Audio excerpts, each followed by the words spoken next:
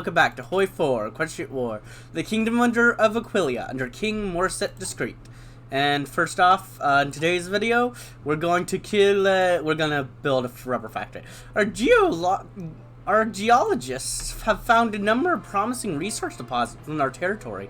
We could spend some capital to develop these fields. Advances in extraction technology might make more deposits viable for exploitation. Interesting. That's the most important thing going on here, I think, right now. So let's see what's going on over here. It is over. Blood soaks the streets and the fields of the kingdom. But it is a kingdom that stands battered but unbowed. The Republicans did not triumph this time either, and this time we will make sure there will not be a next time for these traitor scum. An unfortunate incident. Terrible news from the royal palace. During one of his majesty's bath, a servant snuck into his quarters and stabbed him.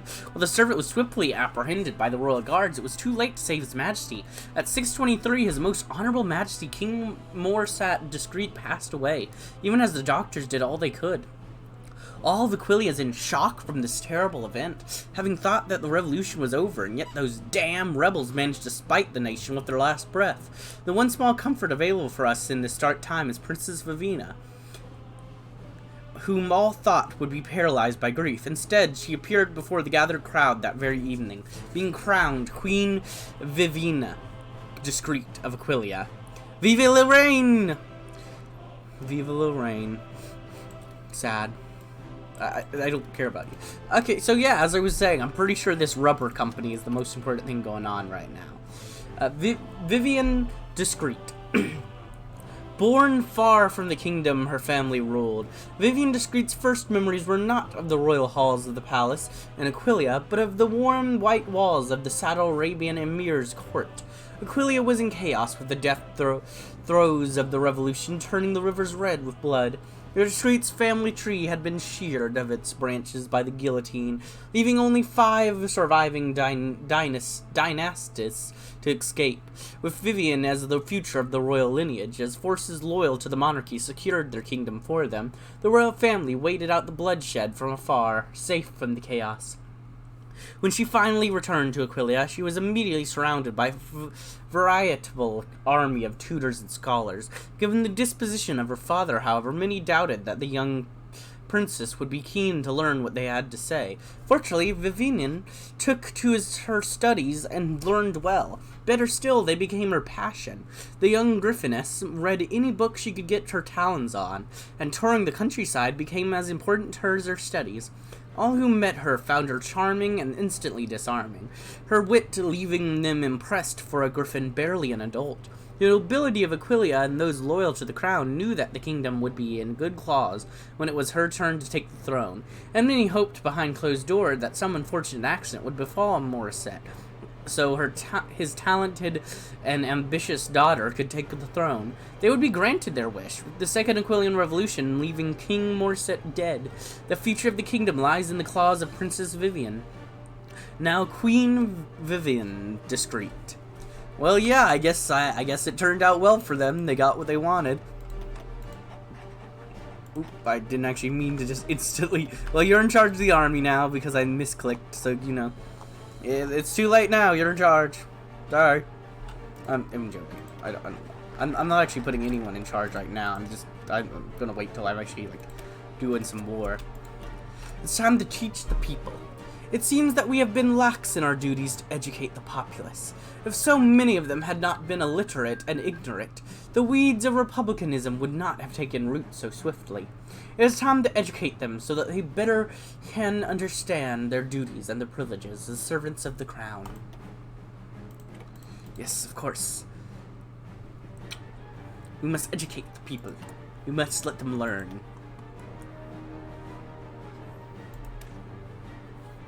And we must upgrade our construction abilities. Very important as well.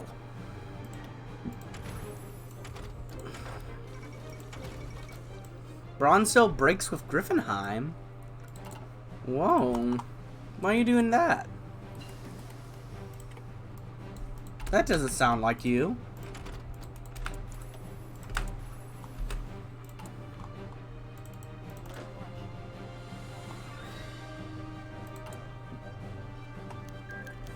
The prodigious writer returns. Jules Foxville's, an old support of the Griffonian Revolution, returned to Aquileia from Scandinavia this month, and with him a new book.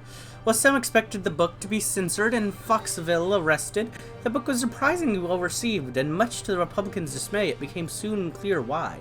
The book, A Spring Flower, depicts the grueling journey of a young idealist Republican who left his home in a peaceful Vinovian village to go fight for Kerensky and the Griffonian Revolution.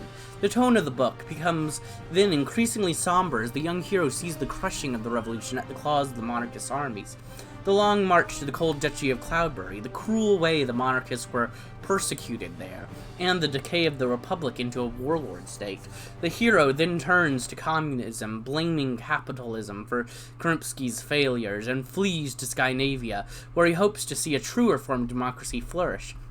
Sadly for him, he only discovers famine and the bickering between ideological groups. Finally, he concludes that republicanism in all its forms is a spring flower, beautiful in many ways, but incapable of lasting.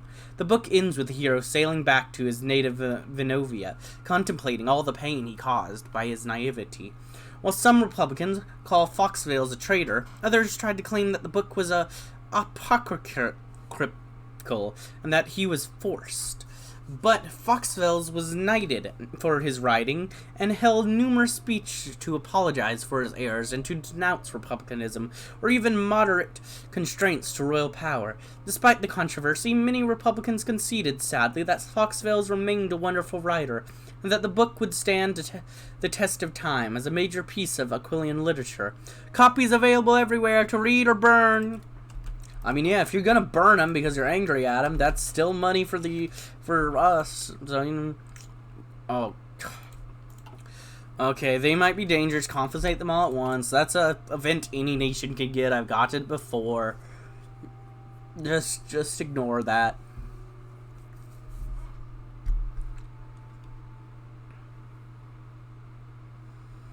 Teaching the people is good to do. Everyone's gonna get some education,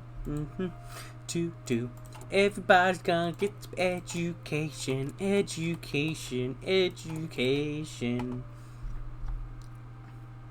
It's very important, you know.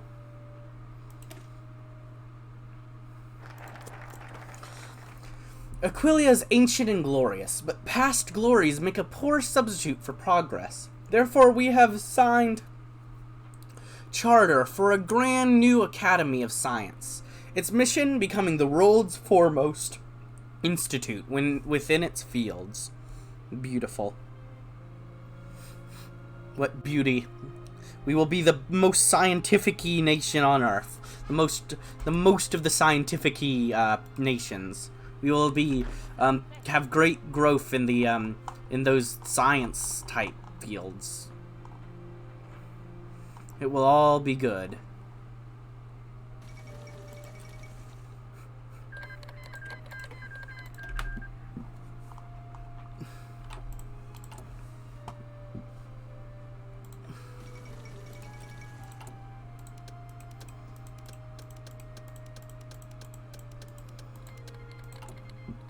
The Jackie okay, those guys are fighting as they always do. They're fighting as they always do.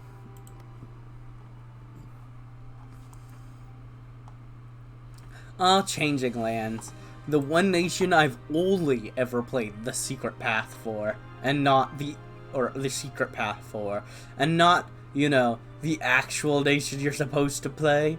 Actually, I have played it some, but last time I played the Changing Lands was when I was really new to Hearts of Iron 4, not just this mod, but Hearts of Iron 4 in general, and I just lost to Equestria. I just didn't know how to do it. I just lost. And that was years and years ago. So long ago when I did that. It was back, like, when, it wasn't back when just Equestria was in the game. It was after that point. But it was back when Equestria was in the game, and, like, this had been just added fairly recently. Back during that time period, when I, completely failed. So it's quite a while ago. I would love to... Actually, I think I will do one. Just because the top one is pretty important, even if I'm not going to go further into it for now. Just because getting rid of those would be nice. Plus, societal development's good as well. Finish the Cultbert reforms. It will remove the legacy of Cultbert and increase our societal development. The Ministry of Cultbert was a strange time. By welcoming back the bright minds that had fled the counter-revolution, Cultbert both weakened the prestige of the monarchy and yet offered it prosperity. His early death marked the end of many of his reforms and caused the chaos of 1008. Now it is time to resume his work. Yes, of course.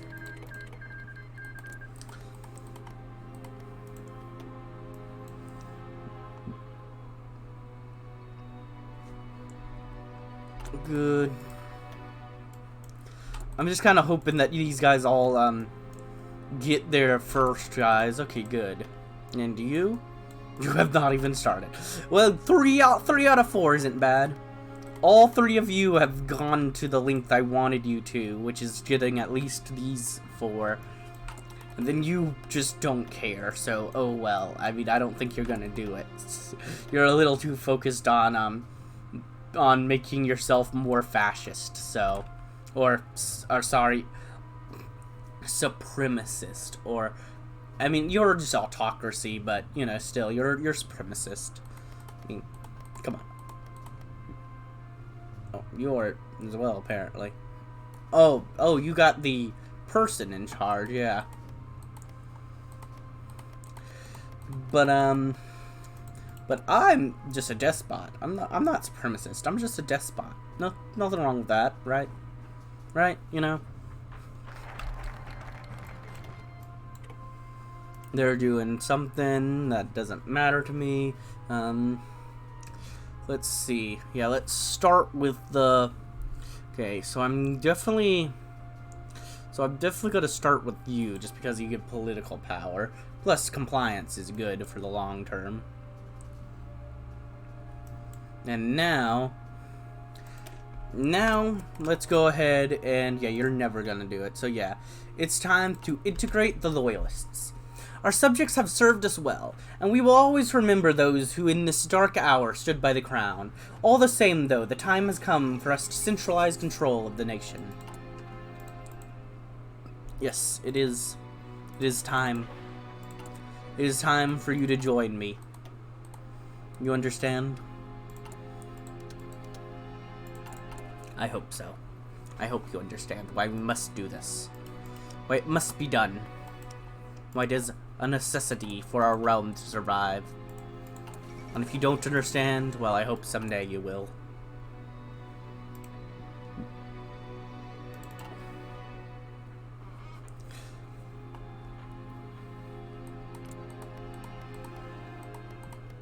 I also find that interesting that they just said exactly 5 survived to explain why there's 5 here. Like, they're just like, you know, 1, you're not 2, 3, 4, and there's supposed to be a 5th one here, but they are not being allowed to take their throne even now. Like, it's confusing. Rabble-rousing griffin causes mischief. Voracious lover of life and dandy, Charles Baudelaire was well known in artistic circles of Aquileia for his rather divisive poetry. While a vocal minority considered his work to be rejuvenation of art, far more considered them to be works of complete debauchery. The numerous lawsuits and charges of defiling public morals have not deterred Baudelaire from publishing more verses on themes of modernity, love, and wine. Additionally, he has taken it personally to confront his critics, causing multiple public brawls. This has resulted in many griffins receiving serious injuries, as Baudelaire is overly fond of the bottle, and great damage to public property. Recently, however, his brief stint in prison has somewhat mellowed him out, yet his works continue to cause much controversy in the cafes of Aquileia. Artists are a rather special bunch. I should know, my dad's an artist. Anyways.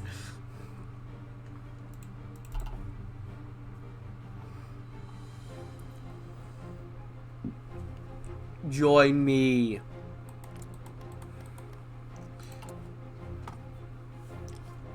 I hope you're ready to join me. It is what we must do to survive. National education effort. A for Aquileia, where Her Majesty lives. B for bread, such as baguette or brioche, Morgier Message said, pointing to the poster with his pointer, as the young children in the benches all obediently echoed him.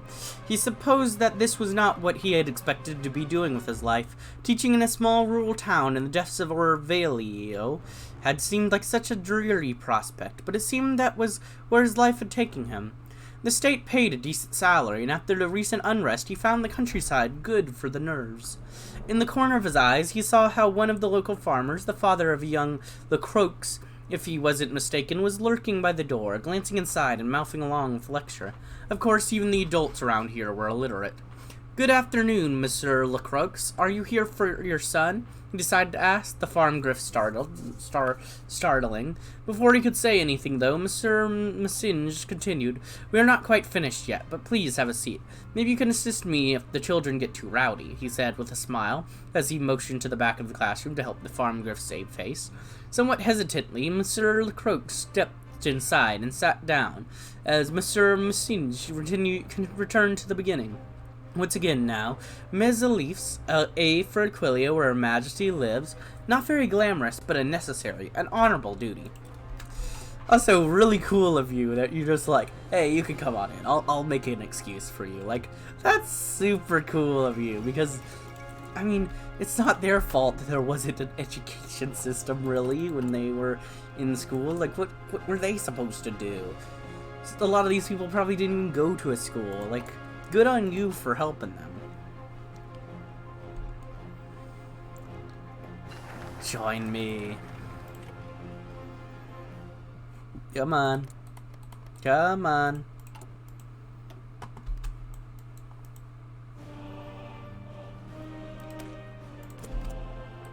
Come on. I don't remember how long this takes, but come on. There we go. Oh yeah, Pridea, I forgot about this.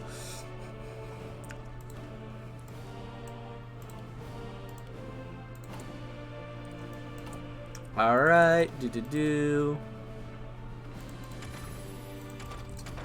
actually, yeah, let's go ahead and do that. Alright, I suppose we are gonna need to get somebody's in charge, interesting.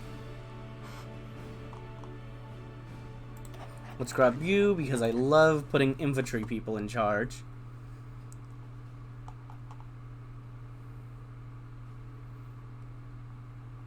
And let's grab me, because I love putting me in charge of things as well.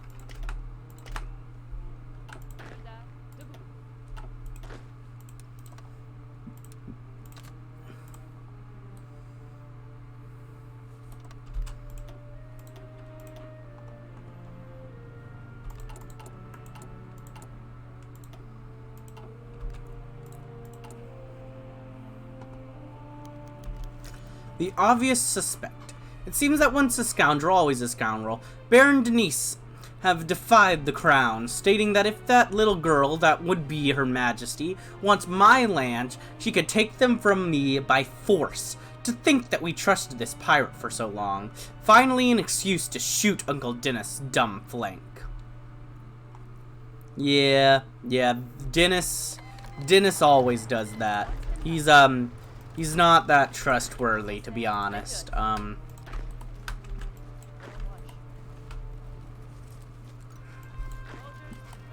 Yeah, Dennis is the type of guy you're just gonna have to, invade him, because he's not gonna listen to you. Sad, but true. Also, let's get, building in our other spots that are good for building in.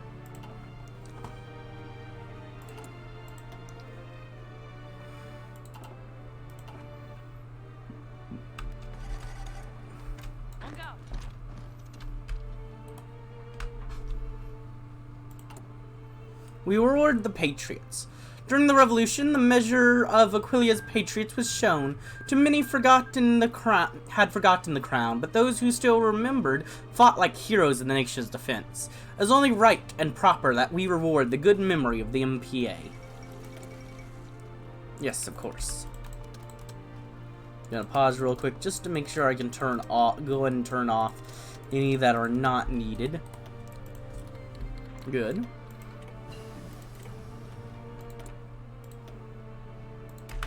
I'm gonna go and do the second one too, because why not?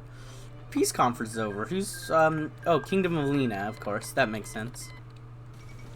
They never last that long. The Free City of Felina offers to buy gold. A messenger from the Free City of Felina managed to get to Aquileia tonight while avoiding the active war zone. I mean, it would be pretty easy to avoid. You just walk there. The war zone's over here. You just go, okay, let me walk. Pretty easy.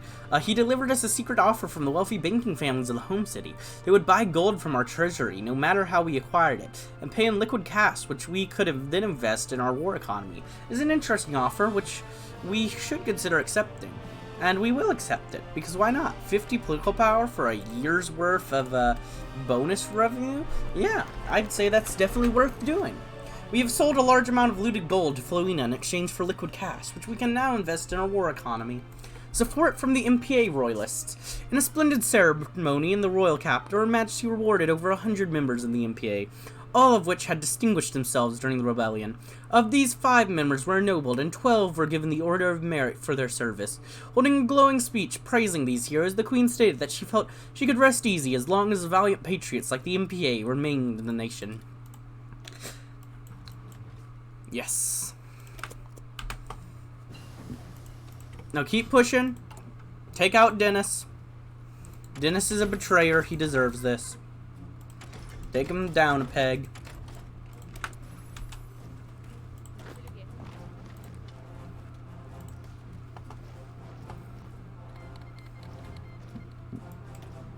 Yeah, they're doing their things. Actually, you guys just go straight for the capital. Once the capital falls, this is over, so you guys just push there.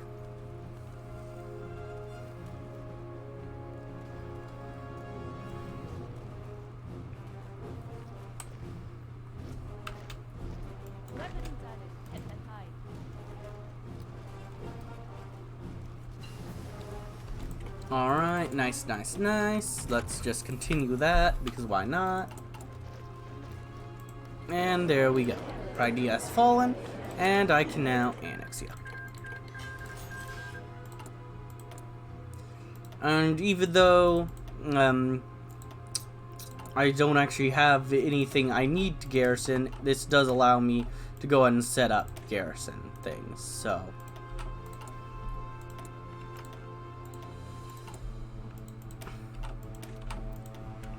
So let's go ahead and do that, and then we'll also go ahead and do some of this thing. Actually, we won't. Actually, we'll wait on that. We'll do that later. For now, actually, I will go ahead and go up some there. Yeah. Oh, and we'll go ahead and actually, yeah, these guys have been going for a while now. Good job on your training. Definitely should have enough to do submarines now. Sure. That sounds good. Grab you up. This will be your last one, and then we're gonna do submarines.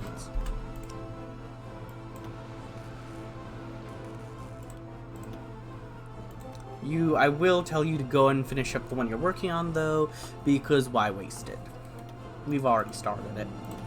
Might as well finish it.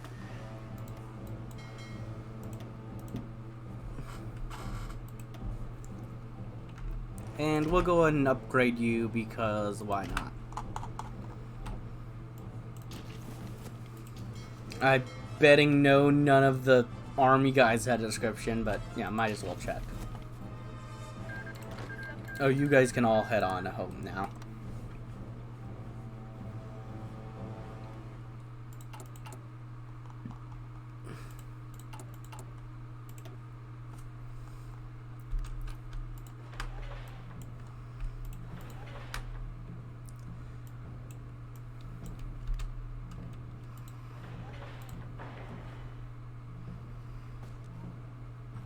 Alright, there we go.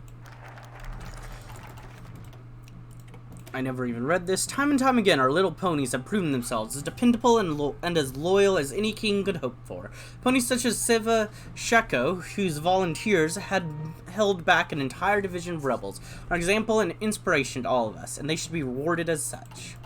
Support from the ponies. Ponies all over Aquileia were sitting by the radio for the speech that had been promised, listening with bated breath when over the ether the Queen's voice came. Good afternoon, citizens of Aquileia. I address you to this day to speak to the loyalty of many of us hold the notion that the loyalty is something that stays in the species, and that outsiders, wherever they come from, cannot be a part of this loyal bond. I say to you, people of Aquileia, that this has proven itself utterly false, not once but twice in our nation. Our noble pony subjects have twice been among the most fierce and brave protectors of this nation that any monarchy could wish for. My father knew their strength, and in recent months, so have I come to know it. Where griffins marched in the streets, seeking to overthrow the rightful king, the ponies remained loyal nigh on to the last stallion. I am proud to declare that these many services today shall be known as the Day of the Faithful, the day where we remember that loyalty and duty is not born in feathers or beak, but in word and in action. No matter where it comes from, my faithful ponies, today Aquileia thanks you. A thanks to their years of loyalty. Beautiful.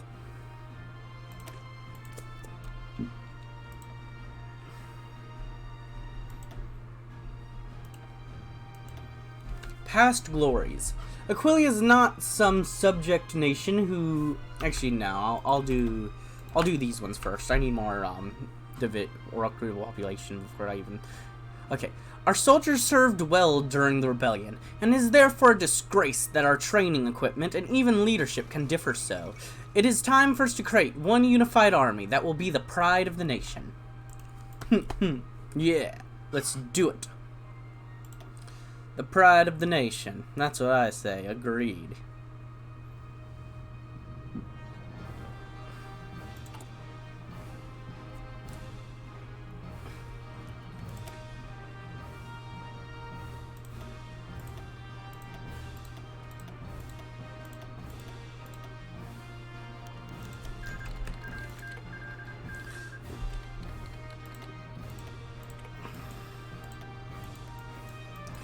Literacy rates soar.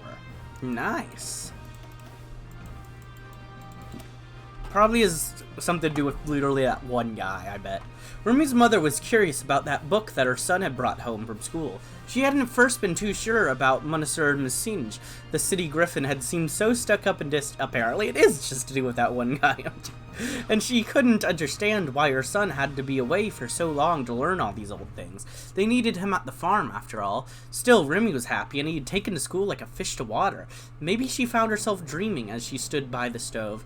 Maybe this would really lead somewhere. Remy, meanwhile, was utterly absorbed in the book, reading about the strange and distant lands of Equestria, as supposedly a mortal goddess queen. Monsieur Messinge had let him borrow it on the condition that he'd perform a presentation on the book in front of the class, and Remy wasn't going to waste this chance. After all, Monsieur Messinge had told him that depending on how things went for him in school, any number of possibilities were open. An inquisitive mind is a treasure. Wow, doing extra work just so you can take a book home. I mean, don't get me wrong. I love books. I was heavily a book reader in school.